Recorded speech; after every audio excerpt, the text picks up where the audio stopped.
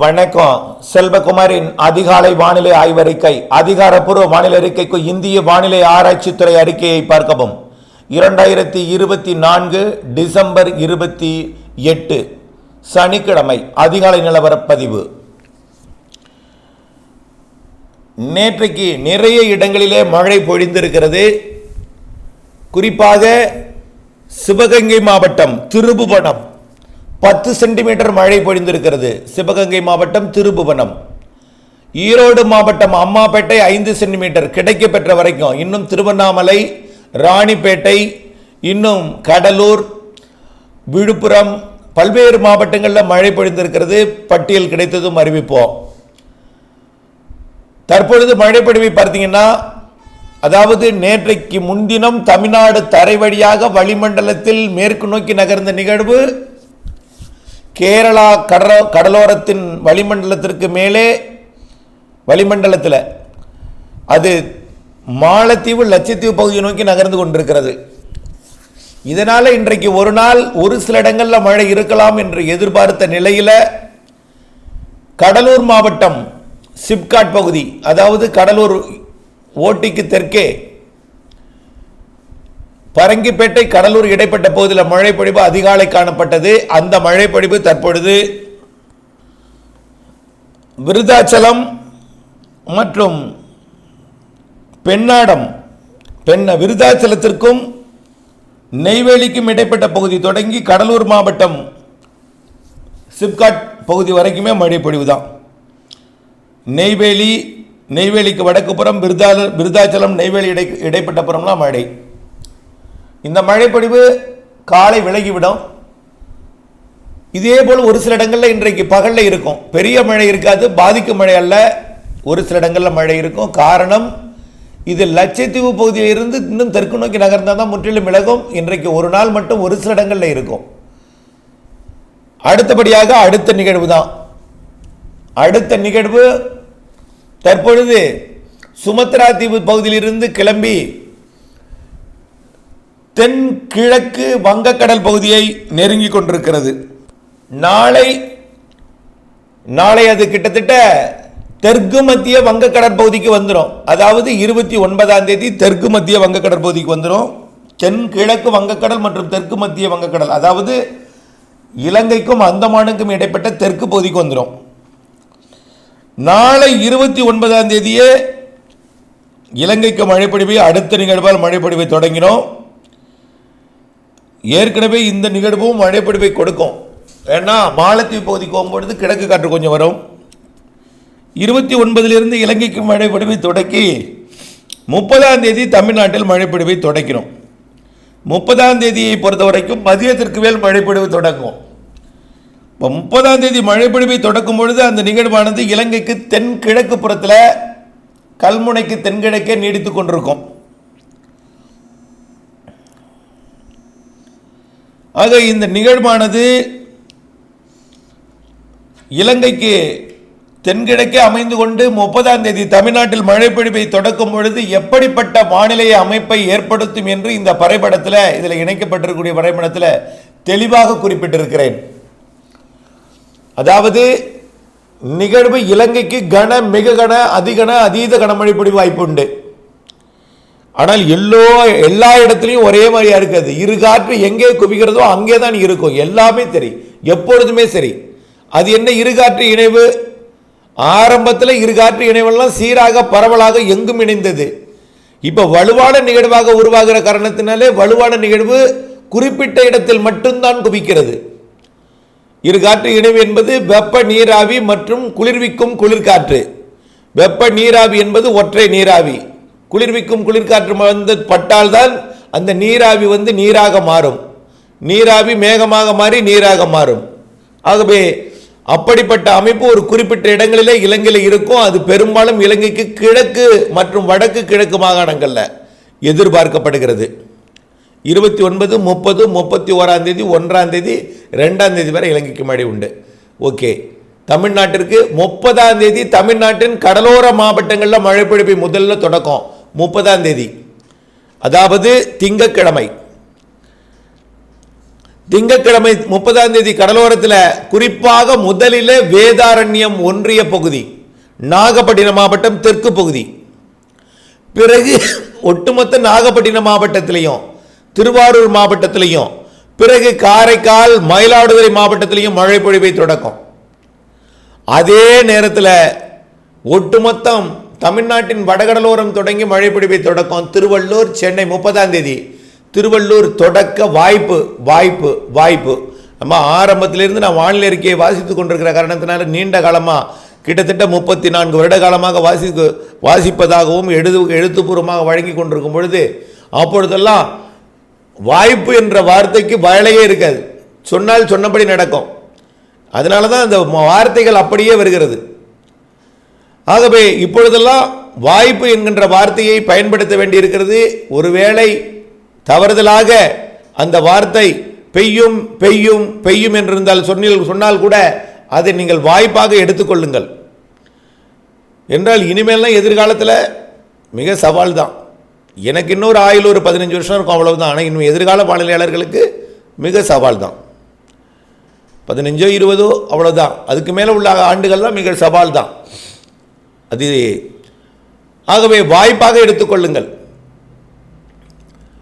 ஆகவே இந்த நிகழ்வானது முதலில் டெல்டா மாவட்டங்களின் தெற்கு பகுதி, பிறகு டெல்டா மாவட்டங்களின் ஒட்டுமொத்த பகுதி, அதாவது நாகப்பட்டினம் மாவட்டம் தான் முதல்ல. நாகப்பட்டினம், அடுத்தது காரைக்கால், அடுத்து மயிலாடுதுறை, அடுத்தது திருவாரூர், அடுத்தது தஞ்சாவூர், அடுத்தது கடலூர், அடுத்தது அரியலூர், அப்புறம் ஒட்டுமொத்த வடகடலோரம் திருவள்ளூர், சென்னை, செங்கல்பட்டு, விழுப்புரம், புதுச்சேரி, கடலூர். 30ஆம் தேதி மாலை இரவு. 30ஆம் தேதி மாலை இரவு. அதே நேரத்தில் அரியலூரில் தொடங்கும் போதே புதுக்கோட்டை, கடலூரில் தொடங்கும் பொழுதே சிவகங்கை, ராமநாதபுரம் மாவட்டத்திலேயே மழை பொழிவை தொடக்கிறோம். கொஞ்சம் கொஞ்சமாக அது மேற்கு நோக்கி நகரும். நேரடியாக தமிழ்நாட்டில் கரை கடக்கும் நிகழ்வு அல்ல. இலங்கைக்கு நெருக்கமாக இலங்கையில் கூட அது ஏறாது. இலங்கைக்கு தெற்கு புறமாக இலங்கையிலும் காற்று குவிதலை ஏற்படுத்தி தமிழ்நாட்டிலும் காற்று குவிதலை ஏற்படுத்திவிட்டு குமரி கடற்பகுதிக்கு சென்று அது அரபிக்கடலுக்குள் போகலாம் என்று எதிர்பார்க்கப்படுகிறது. அரபிக்கடல்னா மேற்கு நோக்கி இல்லை, கேரள கடலோரத்தை நோக்கி திரும்பலாம் அல்லது லட்சத்தீவு பகுதியை நோக்கி திரும்பலாம். மேற்கு நோக்கி சோமாலியா பகுதியை நோக்கியோ ஓமன் ஏமன் நோக்கியோ வாய்ப்பில்லை. அதிகபட்சம் அது மாலத்தீவு லட்சத்தீவு இடைப்பட்ட பகுதி, கொஞ்சம் வடக்கே வந்தால் லட்சத்தீவு பகுதிக்கு வரும். அப்படிப்பட்ட வானிலை அமைப்பு தான். இதை தவிர கரை கடக்கும் நிகழ்வு அல்ல. தெற்கே இருந்து கொண்டு கிழக்கு மற்றும் அதாவது வெப்ப குளிர் நீராவியை தமிழ்நாட்டின் கரையில் ஏற்றி இணைய வைக்கும். கடலிலும் இணைய வைத்துக் கொண்டே வரும். அது கடலில் இருந்து நெருங்கி வரும் பொழுது அது கடலிலும் தரையிலுமாக மழை பொழிவை கொடுக்கும். அதன் அடிப்படையில் 30ஆம் தேதி டெல்டா மாவட்டங்களிலும் வடகடலோரமும் தொடங்கும். அதே நேரத்தில் 30ஆம் தேதி இரவு தென்கடலோரமும் தொடங்கிவிடும். இலங்கைக்கு 29 மழை தான் 2ஆம் தேதி வரைக்கும். ஓகே, 31ஆம் தேதி என்ன ஆகும்னு பார்த்தீங்கன்னா ஒட்டுமொத்த தமிழ்நாட்டிற்கே மழை தெரிகிறது. ஆனால் எங்கே எப்படி வாய்ப்பு என்பதை புரிந்து கொள்ள வேண்டும். முதல் இடம் பிடிப்பது ஏற்கனவே சொல்லியிருக்கிறேன், நாகப்பட்டினம் மாவட்டம் தெற்கு பகுதியிலிருந்து கன்னியாகுமரி வரைக்கும். அதுலேயும் நாகப்பட்டினம் மாவட்டம் வேதாரண்யம் பகுதி, ராமநாதபுரம் மாவட்டம் கடலோர பகுதி ராமேஸ்வரம் மண்டபம் உட்பட தொண்டி உட்பட தூத்துக்குடி மாவட்ட பகுதி. இதுதான் நம்பர் 1 தமிழ்நாட்டில்.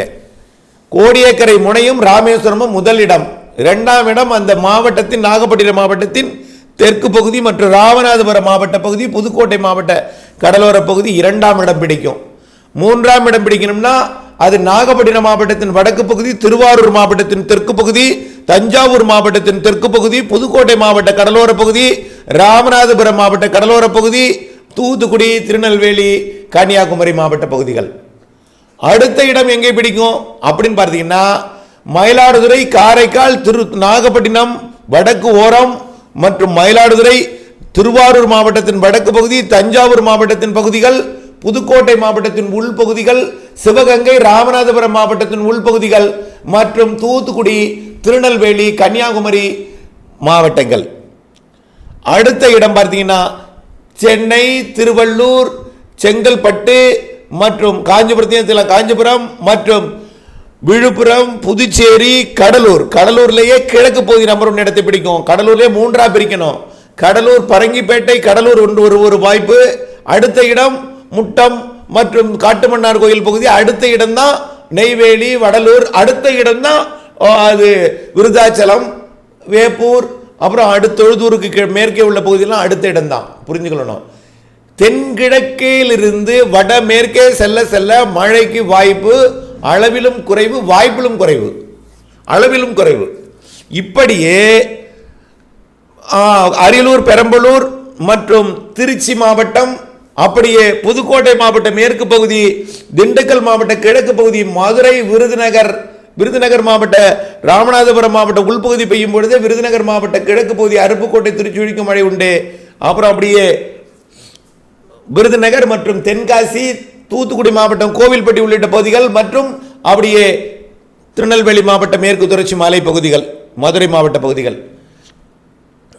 அடுத்த இடத்தை பிடிப்பது தான். அடுத்த இடம்னா வாய்ப்பு குறைவாக உள்ள, மழை பொழிவும் அளவுலையும் குறைவு, மழை பொழிவு நேரமும் குறைவு, மழை பொழிவோட குவான்டிட்டியும் குறைவு, மழை பரப்பும் குறைவாக இருக்கும். ஆனால் மழை உண்டு. என்னைக்கு 30, 31 தேதி தான். ஆனால் அங்கே 1ஆம் தேதி வாய்ப்பு இருக்குமாங்கிற சொல்ல முடியாது. எங்கே 30, 31, 1ஆம் தேதி வாய்ப்புள்ள இடம் எதுனா கடலூர், கடலூருக்கு தெற்கே. புதுச்சேரி வச்சுக்கலாம், புதுச்சேரிக்கு தெற்கே. ஆனால் புதுச்சேரி என்பது எல்லைக்கோடு தான், உறுதி கிடையாது, அது எல்லைக்கோடு நான் சொல்வது. இப்போ புதுச்சேரினா புதுச்சேரியிலே வடக்கை விட தெற்கு தான் கூட, தெற்கை விட கடலூர் தான் கூட, கடலூர்லேயே பரங்கிப்பேட்டை கூட, பரங்கிப்பேட்டையை விட மயிலாடுதுறை கூட, மயிலாடுதுறை விட காரைக்கால் கூட, காரைக்காலை விட நாகப்பட்டினம் கூட, நாகப்பட்டினத்திலே கோடியக்கரை கூட. அப்படி தான் பார்க்கணும். வாய்ப்பும் கூடுதல், பொழிவிலும் கூடுதல், நேரத்திலும் கூடுதல். அப்படிதான் பார்க்கணும். கூடுதல் என்றால் எல்லாத்தையும் எடுத்துக்கணும். அடுத்தபடியா கடலூர் மாவட்டம் விருத்தாச்சலத்திற்கு கிழக்கே தெற்கே. அடுத்தது பார்த்தீங்கன்னா அரியலூர், பெரம்பலூரை இணைத்துக் கொண்டு திருச்சி மாநகரம், திருச்சி மாநகரத்துக்கு தெற்கே கிழக்கே. அடுத்தபடியா திண்டுக்கல் மாவட்டம் மணப்பாறை ஒட்டியுள்ள பகுதி மற்றும் திண்டுக்கல் மாநகரத்திற்கு கிழக்கே தெற்கே, மதுரை மற்றும் கொடைக்கானல் மலைக்கு தெற்கே கிழக்கே. அப்படியே பார்த்தீங்கன்னா உசிலம்பட்டி அதற்கு தெற்கே கிழக்கே, பேரையூர் தெற்கே கிழக்கே. அப்படியே பார்த்தீங்கன்னா ராஜபாளையம் அதற்கு கிழக்கே தெற்கே. அப்படியே தென்காசி மாவட்டம், திருநெல்வேலி மாவட்டம், கன்னியாகுமரி மாவட்டம், தூத்துக்குடி மாவட்டம், ராமநாதபுரம் மற்றும் மதுரை, விருதுநகர், சிவகங்கை, அப்புறம் அப்படியே புதுக்கோட்டை, திருச்சி, தஞ்சாவூர், திருவாரூர், நாகப்பட்டினம், மயிலாடுதுறை, காரைக்கால், கடலூர், அரியலூர், பெரம்பலூரை விட அரியலூர் கூடுதல். அரியலூர்லையுமே நம்பர் 1 இடம் இந்த கிழக்கு பகுதியில் இருக்கும். கும்பகோணத்தை ஒட்டிய பகுதிகள், தஞ்சாவூர் மாவட்டத்தை ஒட்டிய பகுதிகள், கடலூர் மாவட்டத்தை ஒட்டிய பகுதிக்கும், அதாவது ஜெயங்கொண்டம், கங்கை கொண்ட சோழபுரம் நிறைய, அது கூட அரியலூர்லேயே அங்கே தான் நம்பர் 1 இடத்தை பிடிக்கும். அப்புறம் அப்படியே கிழக்கே வர வர மயிலாடுதுறை மாவட்டம், மயிலாடுதுறையிலேயே பழையாறு திருமுல்லை வாசலை விட காரைக்காலை ஒட்டிய தரங்கம்பாடி நம்பர் 1 இடத்தை பிடிக்கும். அதை விட, அதுதான் நம்ம சொல்றேன், காரைக்காலை விட நாகூர் கூடுதலாக இருக்கும், நாகூரை விட நாகப்பட்டினம் கூடுதலாக இருக்கும், நாகப்பட்டினத்தை விட வேளாங்கண்ணி கூடுதலாக இருக்கும், வேளாங்கண்ணியோட வேட்டக்கரணி இருப்பு, வேட்டக்கரணி புஷ்பவனத்தை விட தோப்புத்துறை பேசறதை விட அகசியமல்லி கோடியக்கரை நம்பர் 1 இடத்தை பிடிக்கும். அதை விட யாழ்ப்பாணத்தை விட இலங்கையில ஒட்டுமொத்த வடக்கு கிழக்கு மாகாணங்கள். புரியுதுங்களா? இப்படித்தான் மழை பொழிவு அமையும்.